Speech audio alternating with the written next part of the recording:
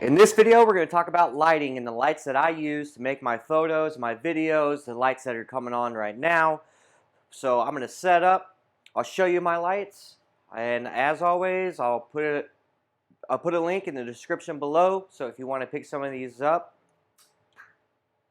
awesome. Now, the first set of lights that I have at my disposal are the cheapest lights you could possibly ever get, right? As a photographer, I love these lights because they're cheap, and if they break, I don't really care.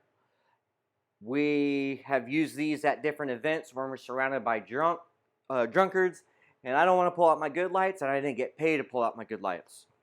So these lights, and it's literally just like a floodlight, like you could get at Home Depot, and it comes with an umbrella, and the purpose of the umbrella is to diffuse the light. I have a diffusion panel on this light that's up here, so I don't have harsh shadows, and the video looks somewhat good. You can pick up these lights at B&H. You can pick them up at a local photography store if you have them. The purpose of these lights would be an overall light to light everything evenly across your background or your scene. Then what we would do, we would use smaller lights to fill in, accentuate, and stuff like that. So I highly recommend picking up a cheap set of lights. I'll put, as always, a link down below where you can purchase these. So yeah, cheap lights, number one. Those are going to be the cheapest. All right, so the next batch of lights that we have, these are going to be better for your small scale on your actual sets that you create. Now, off the bat, if you've been following along on like the Facebook group, and I've shown you what's coming up, and I've told you that before I made this little lightsaber build that it was an LED on a stick that I could drop into my scene. Okay, this is it. It's battery operated. It has an on and off switch that sometimes works. There we go.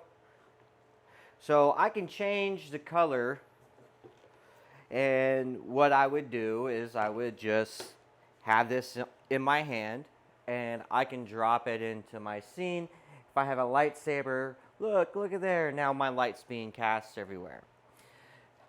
Now I am working on an actual build that will drop a light source into your lightsabers.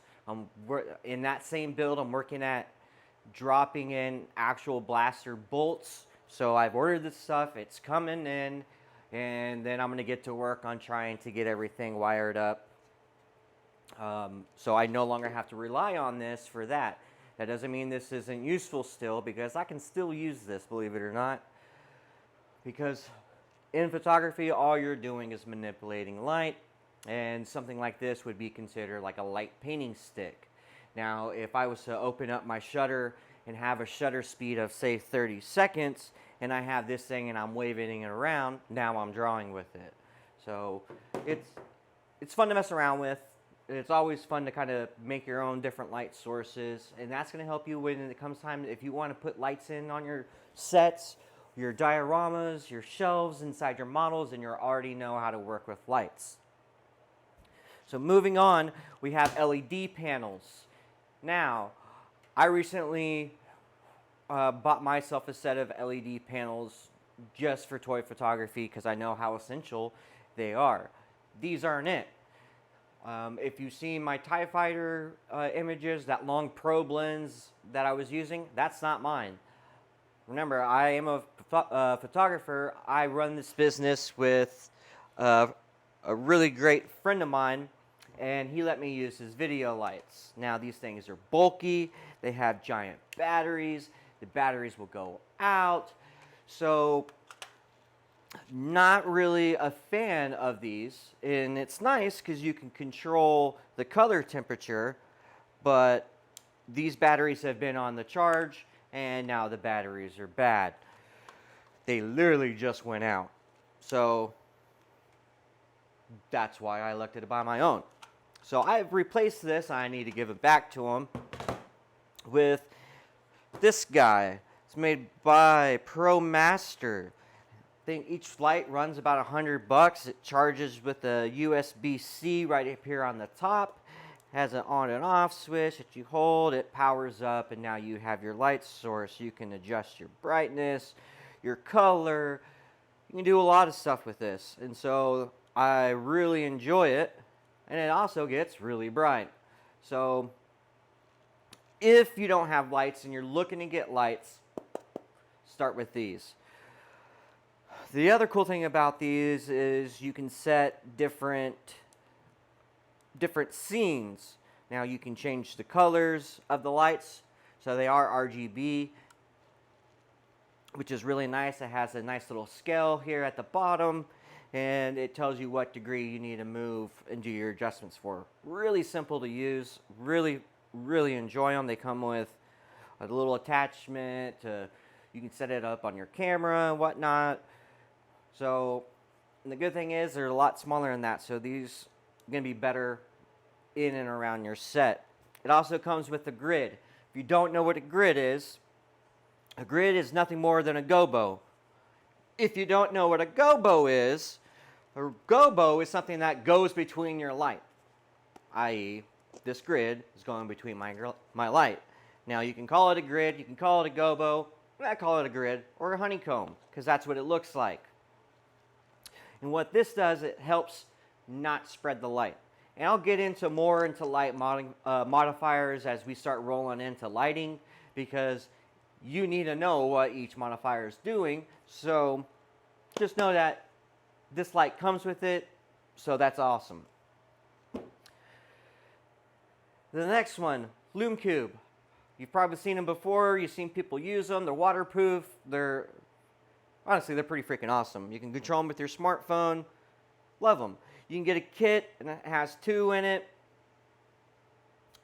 And the cool thing about like the kits is it comes with filters so that you can change the colors of your lights if you wanted to, which in some instances, yes, you're going to want to.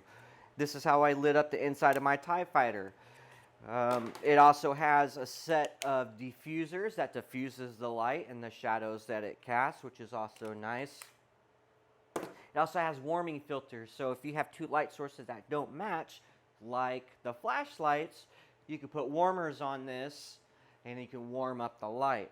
So that's really nice. It also comes with its own set of grids. It has a big grid and a smaller, more refined grid. It has a spot attachment so that you can use it as a spotlight to do backlighting. It also comes with a dome diffuser, which is also nice, and I'll get into how those works. And barn doors, which is all about controlling and crafting your light and making it yours. I was going to say something else, but there could be children watching. All right, so this is where you should want to be as far as getting lights. If you're into this photography stuff, this is where you want to be. LumeCube, this LED panel. Good thing about it is these panels a lot cheaper than these LumeCubes. I think for the set of 2 is about $300, whereas these $100. So, but like everything that I'm going to show y'all, and I've been showing y'all, whatever you have is what you're going to use. So let me know in the comments, let me know on the Facebook, what type of lights do you use, so I know, so I can craft when I start setting up scenes and we start messing in with lights. If I need to drop in some flashlights and use some of the bottom tier stuff that I don't really use because I have other things, let me know. All right? The next light source that I'm going to get into is what's lighting my scenes, and these are the big cojones. So I'll be right back. So last but not least is the big beast, right? So what I will use from time to time is my Element D-Lite RX4s.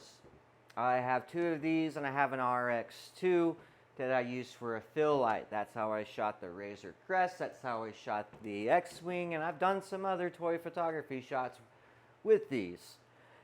Now, these are expensive. Not terribly expensive, but they're expensive enough, and I don't expect any of you guys to run out and try to buy this stuff. With these lights, you control them with your camera. They flash, they pop, they razzle, and they dazzle. They have different attachments that you can put onto it, like a reflector, a grid, or a honeycomb, or a gobo, right? You also have spot attachment, a lot bigger. More reflectors, beauty dish, a really tiny beauty dish, a softbox that's a strip box. A little bit different than a regular softbox because it's only about the shape. It's in a strip, it's not a square, and it's definitely not an octagon. So inside this I have a modeling lamp, and then there's a flash tube. These are like 400 watts. Like I said, they get pretty expensive. These are, I would say, middle tier. If you know anything about photo lighting and video lighting, like Profoto is, oh my God, they're like $4,000 for like 2 lights. It's ridiculous. So yeah, I'm definitely not paying that because I've used them in school and I wasn't really impressed. So I always gotta check to make sure that audio is going. So yeah, so this is the bigger beast. Like I said, sometimes you may see me using these. It doesn't mean that you need to use them, and I'm going to tell you why. Let's get this out of the way real quick. So our set, right? You've seen this set in photos before. Okay, with this set, everything's static. I don't need to stop action. I don't need a flash to make sure everything's stopped. Unlike a person that moves, you need a flash to freeze them for the camera to record it. Okay, this happens all within hundreds of seconds, okay? I can get the same results from this that I can with this. This is a continuous light. When I turn it on, it's on and it stays on. It doesn't flash. That's why with that, you can go and buy similar lights from Home Depot.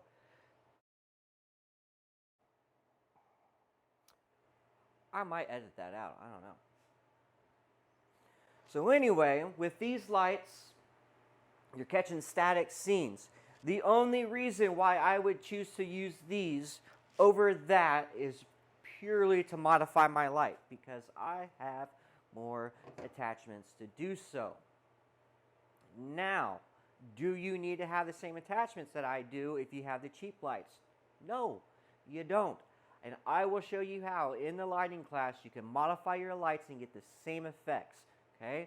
So don't stress that stuff. I'm just showing you what it is that I use. When I get into taking shots and stuff like that, if I bust out one of these lights, I will show you exactly how to mimic it with a cheaper light source, okay? So don't get it twisted and anything like that, right? Photography is expensive. Y'all trying to do stuff on the cheap, I'm going to help you succeed on doing it on the cheap, okay? So those are my lights. That's what I use. Like I told you before, and I will repeat it in every single video, I will put everything in the description below what I use. I'll put you links. If you're not familiar with B&H, it's an awesome site to buy photo stuff, to buy TVs, to buy electronics, because depending on what state you're in, for most of the part, it's tax-free. I know the government's working on changing that. If you get their credit card, for those that might want to do that, they will actually give you your taxes back on your credit card. So it's pretty cool. They're based out of New York, so if you live in New York, you're kind of screwed. You got to pay the state taxes. But other than that, awesome place. So I will link everything down below. Again, if you're not on the Facebook channel or Facebook group, please follow it. It's a Camino training facility, because when we start taking pictures, I can't critique y'all. I can't see what you're doing here on YouTube. So that's why we're going to transition over to the Facebook group, and then you can put in your pictures and stuff like that, and you can show me what you've learned. So please, please, please join the Facebook group, because that's how you're going to get better as a photographer. That's how you're going to get better as a modeler. I can't see you modeling and painting in your end results in YouTube. So that's the point of the Facebook group. But enough for my soapbox, because I can make these videos last forever and nobody wants to listen to that. So I will catch you guys in the next video. I don't know what it's going to be yet, but I'll figure it out. I have a list over there that I can see. So we'll catch you in the next one.